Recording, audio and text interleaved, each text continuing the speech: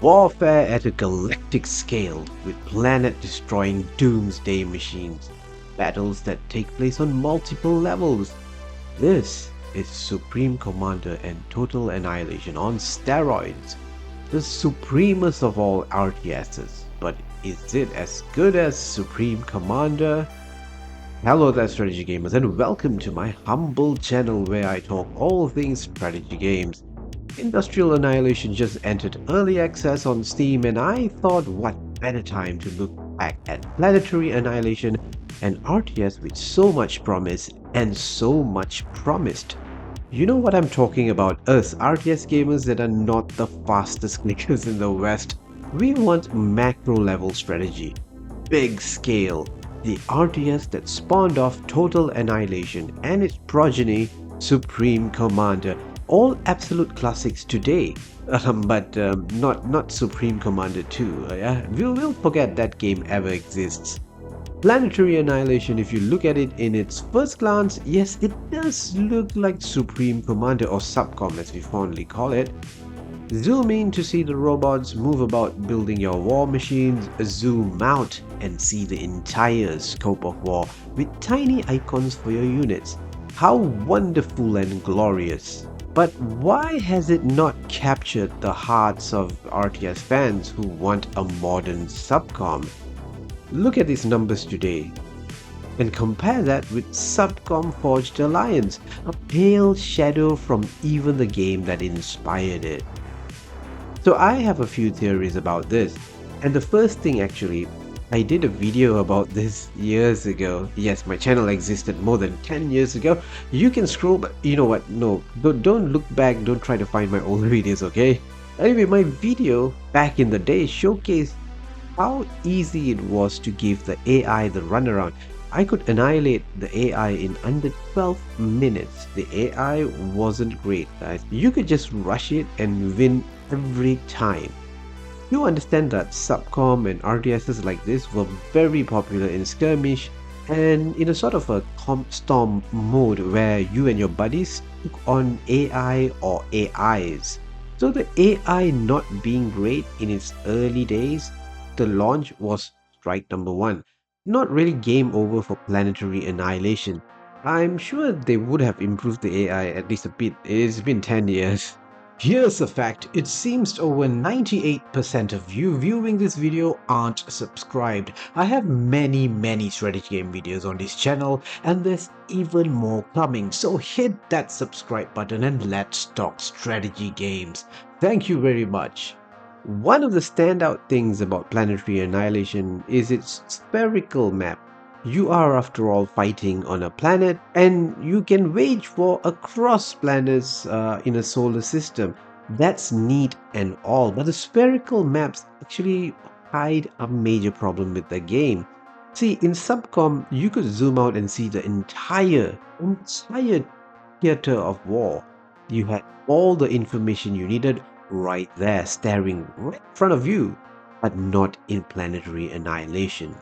A spherical map never lets you see the whole map at all times. I mean, it's such an obvious disadvantage. Keeping tabs with where your units are across a solar system while also planning your attack on the enemy, that is in another corner of the map, is a bit much. In the early days, there was no visual notification, which they've updated it, so now there is some notification that takes you straight to the action. But still, it's not as easy as, say, when you're on an island map in an RTS versus in this game, the different planets are your islands. But they are essentially different maps. You're zooming into a different map, you know? So yeah, information about what's happening intel-wise, not the best. And also, because it's a spherical map, it's very focused on attacker sort of strategy, you know. It's not for those who like to play defensively or turtle in. So it's very offensive centered game. But I've got to give props to the developers of Planetary Annihilation. They do make like the starting locations or the base starting locations to have some choke points, like it's usually on another level and they have staircases that get up to it. but still your enemies can come from every single corner, so it can get a bit chaotic, not so funneled in and into your dead zones. I like doing that in RTSs. Now, I know many RTS fans consider multiplayer as the most important mode in an RTS, but single player to me is very important. And statistically, you will find a lot of people playing single player campaigns and games. In some games, that's the majority of players. In Planetary Annihilation, the single player campaign is one of the most uninspired thing I've ever seen, which they only added for the Titans free standalone expansion. The Galactic War mode restricts the tech you have, so you start off with only basic units. Then you move from planet to planet, defeating the same AI and collecting tech and improvements to insert into these limited slots. I don't need to tell you this, but this doesn't lead to an all that exciting campaign. There's no story except for some written description of the planets, very, very little. And I have played other territory control single player campaigns like the amazing and classic Warhammer 40k Dawn of War Dark Crusade. That one just had so much of diversity of factions because it is 40k, right? So, but Planetary Annihilation's biggest stumble is the similarity of enemies, because your enemies are basically the same as you. They have the same technology as you. The symmetrical opponents you face.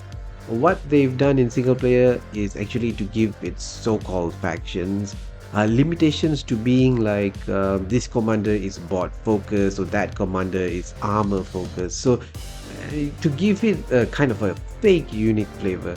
I mean, this is boring compared to Supcom, which actually had three different factions, completely different factions. And that's another L for Planetary Annihilation. So these are the things that made me stop playing the game, and I haven't looked at it since. I mean, why would I?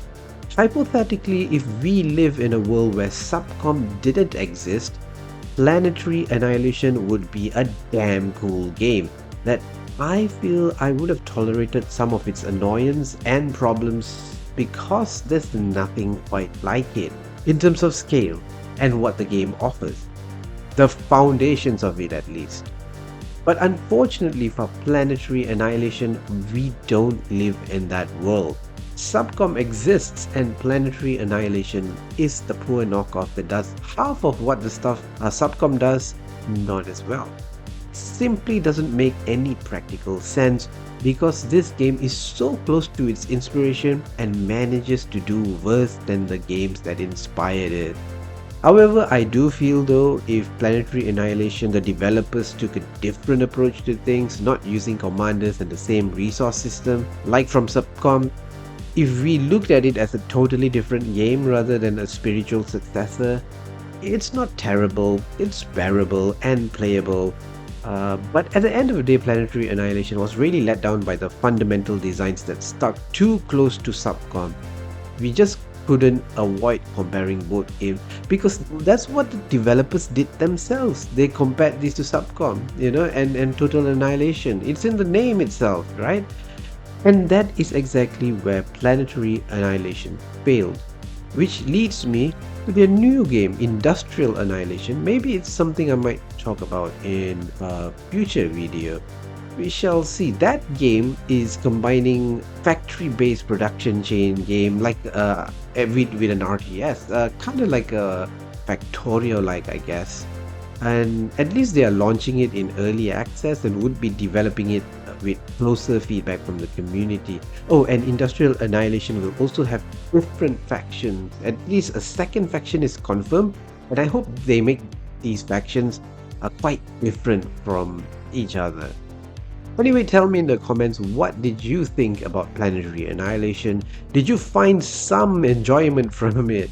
If you like RTS games, you can check out this video I did here about this decades-old classic RTS game that's still going strong, just like Supcom. It's still amazing. Supcom 1, not 2, okay? Thank you for watching and farewell, noble friends.